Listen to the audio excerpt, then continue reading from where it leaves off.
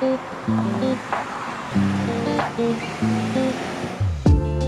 name is Michael Raphael. I run Direct Dimensions. I'm the founder and CEO. So Direct Dimensions is all about taking things in the physical world and making them digital, putting them into the computer. We're all familiar with 3D printing, which is all about taking things from the computer and making it physical. We do the opposite. We take things in the physical world, we put them into the computer. You name it, we scan it. I do believe that everything that we touch and see and are involved in and interact with needs to be digitized and will be digitized, and there will be applications. I'm not going to sit here and tell you that we're all going to live in the Matrix or anything like that, but I do think that commerce will be significantly more digital than it is today. We will be able to go on virtual tours of virtually anything in the near future, and that's already starting to happen in many different ways. Amazon will become a digital store, right? We won't go to physical stores nearly as much in the very near future. That'll all be replaced by the headsets and the capabilities to be able to see this product in such realism that we won't need to physically go to the store to look at it, because we'll know exactly what it looks like. That'll be transformative for all of us. All right, so I think as we head into the lab, one of the things to point out would be these movie posters that we are proud to showcase.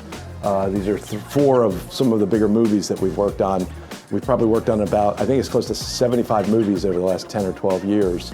But these are the 2 biggest movies ever made up until the most recent Avatar.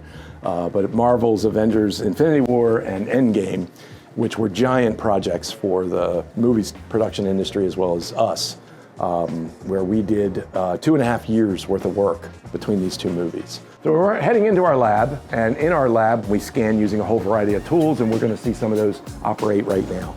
So over here we have a mechanical arm that you move around manually, and it has a laser scanner on the end, and we actually can scan the object straight into the computer and be able to reproduce that helmet digitally. And Sam's going to demonstrate a handheld scanner that we use. It's super portable, it's great for the interiors of vehicles, aircraft, and you can actually see some of that right now on the screen as he's showing that. There it is, that's beautiful. Sort of behind us is the elephant in the room, I like to say, because it is a big environment. And what we're looking at is a camera system that instantaneously captures the shape of people.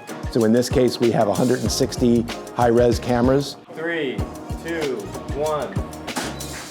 So now 160 pictures are now streaming into the computer, and we will then hit a button and reconstruct into 3D. And right here we have our PASS system. PASS stands for Part Automated Scanning System, which we developed for a customer that has thousands and thousands of parts that they needed scanned. You simply put a small part on the turntable and you hit the go button, and it spins around and actually captures that with a series of cameras, and then it automatically then converts the 2D photos into a 3D object. So this is an interesting scanner that we use to capture buildings and large facilities, large structures, large terrain and sites. As it turns, it spins a laser that goes over 100 meters and can scan everything it sees in a spherical sense.